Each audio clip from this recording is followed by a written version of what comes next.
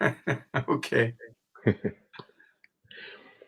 Hello, everybody. This is Philip Carter. I am here with a very rare guest, and I am so glad that he has um, graciously decided to join me on this broadcast. He has been with the IGAA conference since the beginning. I want to introduce to you and want to introduce to others attorney Garrett Johnson, who is an entertainment attorney. He's also a tax attorney. And so, Garrett, thank you so much for being on our broadcast. Welcome to Facebook Live. Well, thank you. This is probably the only way I'm going to be live on Facebook, but we'll hang in there. Yeah. So, first of all, for those who may not know you, who may not have encountered you in all your years of being a part of the Gospel Announcers Guild, the GMWA, and the many years now that you've supported the IGAA, tell us a little bit about you and how you got started being an attorney and all that kind of stuff. Okay. You want the whole long sordid story, huh? Okay.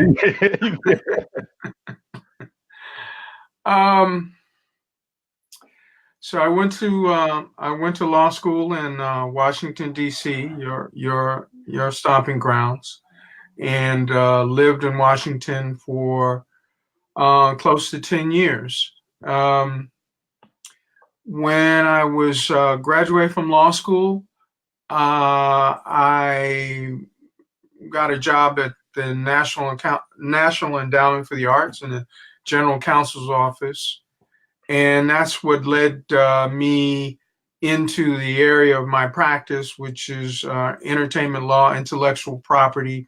I got a lot of exposure to artist issues when I was at the National Endowment for the Arts. And when I left the endowment, I went into private practice, did a bit of tax work just to keep the doors open while I began to develop practice. And it so happened that the first client that I was referred as a private attorney was a gospel music performer. Wow. And so that actually led me to a whole new world of introduction and of people, and just a world I fell in love with, and have developed a pretty good niche in. It's not all that I do, but it's certainly a large portion of my commitment to this area, this genre of music. Wow. Well, thank you for your commitment. You have offices both in Los Angeles and New York. Why did you feel the need to have offices in both East Coast and West Coast? Well, I have a simple question, simple response to that, and that's more along the personal lines. My wife is originally from Los Angeles, and at some point, she made a decision that we needed to live in California. So, being a dutiful husband, I said yes, dear, and moved to Los Angeles, but kept an office in New York, and practice out of New York and California. Although I spend a large majority of my time in Los Angeles now. Okay. Ladies and gentlemen, I'm talking to attorney Garrett Johnson, entertainment attorney. He's also a tax attorney. He'll be joining us at the IGAA conference, July the 11th through the 13th in Chesapeake, Virginia. You can register by going to www.indiegospelalliance.com. Garrett, you've been with us for the entire time. What sold you on the IGAA? Well, one, the principals who were involved were founding principals, yourself and Earl Bynum. We had interacted, and I knew your character. I knew your heart, your commitment. And I thought that it was a very good idea, and it was something that was sorely needed. And if I could make a contribution in any way, I'd like to do so. And it's proven itself out to me, at least, as far as your continued dedication. And really, what I liked about the IGAA was it was intimate. Mm, It was an opportunity. People, you mentioned, I worked with the Gospel Music Workshop of America for close to 20 years, and I loved it dearly. Um, but it's a huge organization, mm, and it's sometimes people can get lost in the shuffle in at the GMWA. mm, So I thought this was a good vehicle for people to get good information. And the thing that I liked about the IGAA is, I mean, you had an agenda to serve the independent artists, but other than that, at least at least from what I can observe, there isn't any hidden agenda on the part of the mm. powers that be. I mean, it's really, you want to give to the people, you want to give to the community, and so I mean that's really what I'm about, and so it's just a natural fit for me, Mm. and you were very um, you were very welcoming. So Mm. it's it's been a joy to work with you guys. Well, thank you so much. On a humorous note, I was on my way back from Norfolk this weekend, and I thought about you and us going back to the mountain. I said, I wonder what Garrett's going to think about that chicken salad sandwich that's coming his way again. Hey, I love the chicken salad sandwich, but a little variety always helps Yeah, too. a little variety, yeah. Going back to Chesapeake. Oh man. Um, in your experience, you gave me some very valuable advice. I believe it was before I started the IGA conference when we used to have an impromptu occasional meeting at the GMWA, and I think I had explained to you partly what I was doing, and you told me you said you probably won't be rich, but you can make a good living, and I never forgot that. I embraced it. It was not insulting to me at all. Mhm. Is that something that independent artists should be thinking about in 2019, or should we even be thinking less than that? Um, I don't think that has changed. I think the dynamic in terms of making a living, how you go about making a living has changed. Hmm. Um, and we all have to embrace that change to continue to participate. Hmm. But it's actually a great time to be an independent artist if you are willing to work. You cannot be lazy Hmm. as an independent artist. Right, You have to believe in self-help. If you don't, you're not going to be consistently successful. right. But I think, one, if you have a belief in yourself, if you are either you're organized or people around you are organized, and three, if you have something to offer the people, Hmm. from a talent standpoint, and from a message standpoint, communication standpoint, then I think you can be successful. But you do have to embrace the changes that have happened in the industry, and how people are being paid now, and the incremental kinds of payouts that are happening. Um, and you can make a living, and it's really in your best interest to do it this way because you keep more of the pie. Right, right. Um, we are concentrating this year heavily on streaming. I think I think as gospel independent artists, we don't really understand what that means. Do you find that to be a huge gray area right now for us as artists, just understanding the payouts and the process of securing monies from streaming? I think so. I mean, I think it's a challenge for me to keep up with uh, the substance of how streaming is happening, the various outlets in terms of getting paid by streaming. Um, but there's some very good companies out there that exist, um, that can be useful in that arena, um, particularly monetization of YouTube and the like. But I actually I've seen artists uh, that are, coming to my attention are a lot more sophisticated, are getting a lot more sophisticated about those different outlets, Mhm. which you're going to have to, because that's, you know if we're talking about the gospel genre, there's still going to be a segment of the consumer that is interested in the physical product from, you performing live. Um, and there'll be a smaller segment that's interested in the downloading. But the world is really shifting to streaming, Mm. and that's going to be. I mean, and streaming revenues have increased quite a bit. I mean, they're not what it was when we were at the height of the business as far as CD sales and downloading sales, but it's definitely picking up.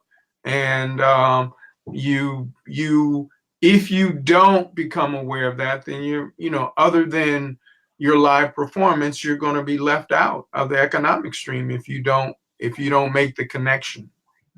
Right, Um, right. and the thing I would emphasize, Philip, is you know creating the project is great, but you have to make sure you input your product into the various systems in order to get paid. I mean, Mhm. it's not going to happen by magic. You've got to Right. get the meta. I mean, and you've had discussions about metadata, et cetera, in your conferences before. People have to pay attention to that, or have someone in their camp pay attention to those kinds of things. I mean, to give you an example, on the public performance rights approach to things, um, if you have a song that's being played on radio, that's terrific. But if you haven't taken the steps to register your song with the PRO, if you haven't joined the PRO, or even before that, if you don't know what a PRO is, you've got some homework to do, and then you've got to join.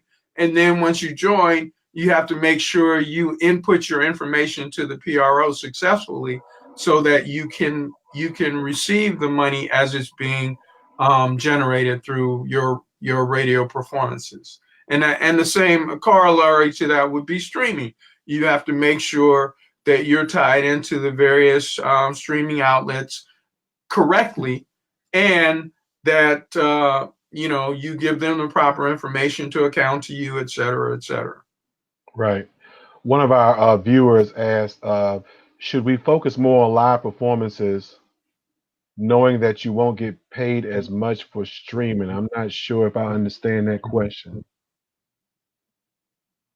Should we focus more on live performances because we won't get paid as much for streaming? I think that's the question. Okay.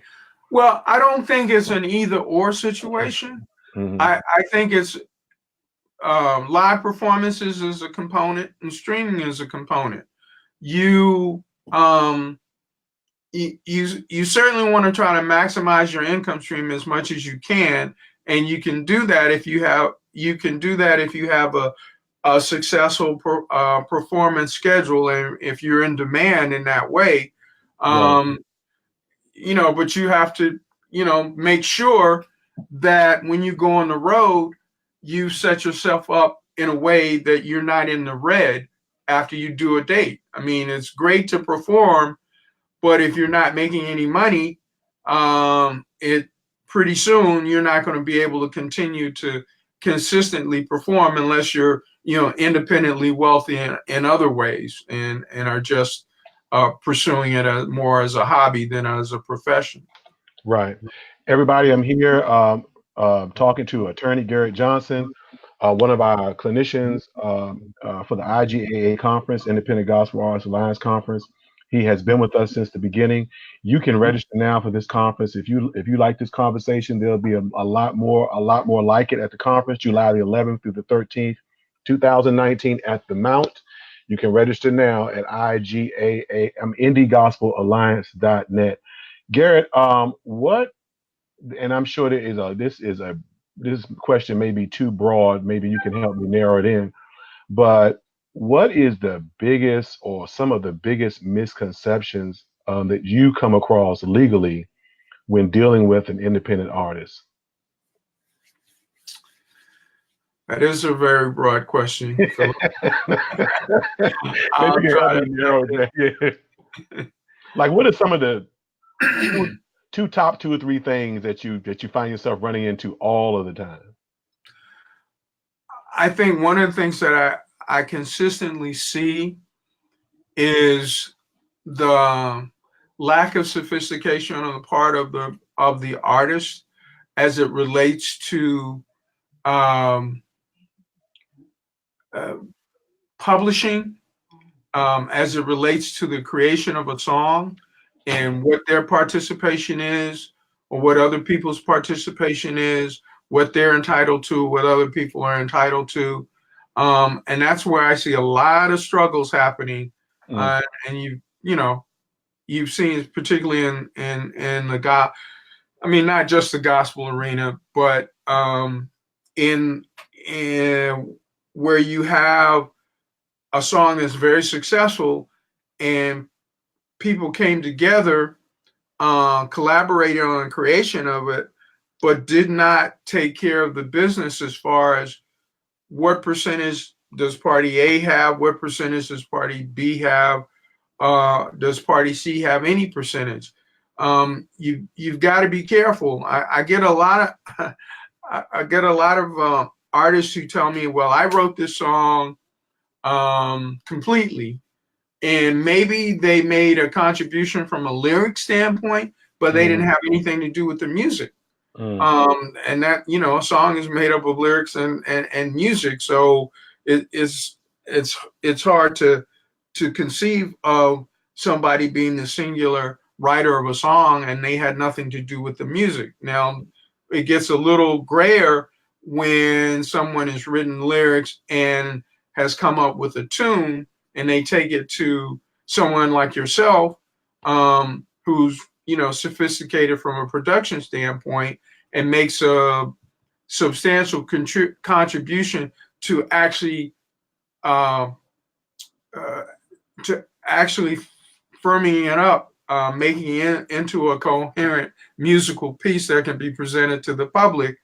So there has to be a conversation between a producer and an artist as to what was the contribution of the producer to the creation of the song. It may not. For example, if you take the Beatles song Yesterday, and somebody approaches you and they want to record it and they want you to produce it, you can help them produce it, but neither you nor the artist will be the creator of that new version of Yesterday, because that's a McCartney-Lennon song that's already been written, created. You are doing an arrangement of it and you're embellishing on it, but you're not creating a new song. Now, having said that, I'll give you an example on the secular side where I think is a fantastic example, though, of creativity. I'm sure some of your or most of your listeners are familiar with the artist Ariana Grande, and she did a new version of a very old classic Broadway song called "My Favorite Things." A hip hop type of version of it. And they had the smarts enough to go to the owners of My Favorite Thing, the current owners of My Favorite Thing, and present them with their version. And they were able to negotiate a deal where they'll own a percentage of the song. But I will tell you frankly, the majority of the song is still owned by the original creators of My Favorite Thing, but they did get a piece of it. And even though I don't know if you've heard the song or familiar with the song at all, but it's really I'm a Broadway buff. So, you know, when you're talking about Broadway musicals and stuff like that, I'm very attuned to that. But I heard that version and it really is something fresh, but they couldn't claim ownership of an entire new song. They are participants in the song My Favorite Things. And I will say a fairly small participant compared to the original owners. But they didn't. But you know, they don't have a copyright issue. They got permission and they got a piece of the song, and everybody is going to the bank because that's a very successful song. That's a great answer, and thank you for answering. I guess along the lines of that question, if you know, if let's say you and I were buddies, we hung out and we did music in church together, and we decided and we put together this song in church. You know, it was for worship. It was impromptu, Yes. and you know, you got to singing, I got to playing, and we worshiped and all that, and then we decided to put the song together. You know, should everybody, regardless of their relationship, have some sort of written agreement? Absolutely. I will tell you without, you know, breaching any client confidentiality, I actually have that almost exact situation on my desk right now between something that was, and you know, in church, things can be very organic. You know, you can take a phrase, or the pastor can, you know, shout out a phrase and the music director responds to that phrase. And in a minute, you can have something that takes a life of its own and become something. And even though, you know, you have the pastor or the minister of music, they have a good relationship, etc., there should be, it doesn't have to be in the heat of the moment, but, you know, subsequently, if there's something going to go further with that creation, there should be an understanding reached. And it should be reached now when things are very dispassionate, when no one's making any money off of the material, when it, you know, everybody can kind of say, yeah, I believe that's fair. This is what I contributed. This is what you contributed. Let's memorialize that. And it doesn't have to be super sophisticated memorialization. I mean, you don't necessarily, I don't want to put myself out of business, but you don't necessarily have to go to an attorney to draw up the understanding between the parties. But unless you do have something written that says Philip Carter owns 50% of this, Garrett Johnson owns 50% of this, or 60-40, or whatever the split is, then down the line, if you haven't memorialized that, when it does become successful and Kurt Franklin is performing it, and the record company wants to know who wrote that song, now Philip and I are very ethical people, so we'll probably won't be a problem. But I won't say that's always the case when money, you know, when money starts to materialize. Right. That's exactly right. How can people get in contact with you if they want to if they want to utilize your service? Probably the best way to initially contact me is via email. Okay. And I'm going to give you an email address for myself. You ready? I'm gonna type it in so everybody can see it. Okay. GMJ Music Law at gmail.com.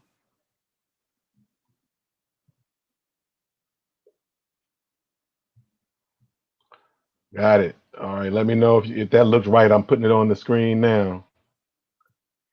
Yeah, and if they want to get in contact with me, they should probably put in the subject line, IGAA referral or Hmm. IGAA conversation or something, just to give me a place setter for it. Right, right. Well, thank you so much for joining us. I've taken up surely taken up enough of your time. Garrett's going to be Attorney Johnson's going to be joining us at the ninth. Can you believe that, the ninth IGAA conference taking place on July the 11th through the 13th, 2019 at the Mount. You can register by going to www.indiegospelalliance.com, www.indiegospelalliance.com. Just by way of transparency, and we can kind of end the broadcast here. We were talking about publishing and things like that. I often bring back my own circumstance that you helped me out of, and since then I have worked my way through other difficult licensing situations before they came to be this time. But my situation with Christopher Cross, when I redid Sailing and changed the words and thought I had done the proper licensing and did not. Do you find that situation coming up often? Um, with if we're talking about the genre of gospel music, Hmm. I'll give you another example. I had a situation a number of years ago where a client recorded what most people would consider a classical music. I shouldn't say did an interpretation of a classical music recording, Hmm. um, and which normally when you think of classical music, you'll think generally that will be in the public domain. But there's lots of classical music that was written in the 20th century, which is still under copyright. So they done a particular arrangement of this um, classical piece, which happened to still be under copyright. Hmm. And they did a very unique gospel arrangement of the material and added, lyrics that are more, centered around the church or the gospel, excuse me, gospel community. Um, and unfortunately, um, although the artist and the record label, tried to do the appropriate thing in terms of licensing it, it turned out that the owners of the copyright in this particular piece were adamantly opposed to the music being used in any kind of religious context. Hmm. So, um, you know, they would not give permission for that particular version of the song. And just like in your case, um, whatever the thinking was, they did.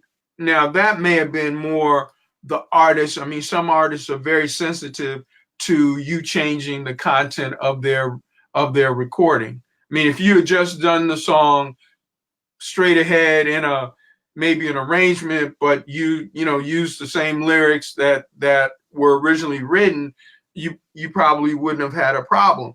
But if you change the lyric content of a song, again, I'll take the Beatles just because hopefully people are familiar with the Beatles. You take Yesterday, which has very pronounced lyrics, and you changed it to something totally unrelated to that. That's what's called a derivative work, and you have to get permission of the copyright owner. So you just can't record it with those changed lyrics. Um, and and oftentimes the copyright owner will be very sensitive to that and won't allow that to happen. Sometimes they do, sometimes they don't, or probably most times they don't. Well, they love Kurt Franklin because he gets to do everybody. He gets to he gets to use all the derivatives. Yeah, he does. He And does. and I know his label keeps very busy in terms of that procedure to do that. Hmm. But again, I mean, he probably, as I said, some owners are more sensitive to that than others, and Right. and and oftentimes, if they know anything about the genre and they know who Kurt Franklin is, a lot of people will be saying, hey, go ahead, twist it up a little bit, because I'm going to be making, more than a few dimes Yeah. with your million sales, right? Yeah, absolutely. And that's a matter of trust too. They know that he's not going to butcher the song. He's going to be creative with it in a way that would be decent. So I definitely understand that as well. Garrett, thank you so much for your time. I'm going to end this interview. If people want to talk to Garrett, you can email him your questions. If you want to retain his services, he is very fair with his services, and he has always delivered excellent as far as I'm concerned. As far as anybody I know has ever dealt with Garrett, he's always done excellent work. And he'll be joining us at the ninth IGAA conference. Of course, we have our first annual awards this year. Garrett has been instrumental in helping us to shape that as well, and the thinking behind it, so that it would be a fair and equitable process that will really mean something to the independent artists when they walk away. Our conference is 2.5 days of power-packed information. You might even, and almost all of our clinicians are able to be, talked to on the side before and after their presentations. We have an eclectic group this year, a variety this year, and we just want to encourage you that to spend your money. This is the best investment you can make for under $200 to invest in your education. So we want to encourage you to sign up. Garrett, thank you so much, man. Really appreciate you joining us. My pleasure, Philip. Always, anytime. Yes. And for those of y'all who didn't see this interview, you can rewatch it on Facebook. It'll be on YouTube. And if you're a part of our email group, you'll also get it by tomorrow morning. Thank you so much, and God bless. Garrett, have a great rest of the day in sunny California. Is it sunny out there? Yes, it is. Today it is. Well, have a great rest of the day. Take All care. right. Thank you. All right.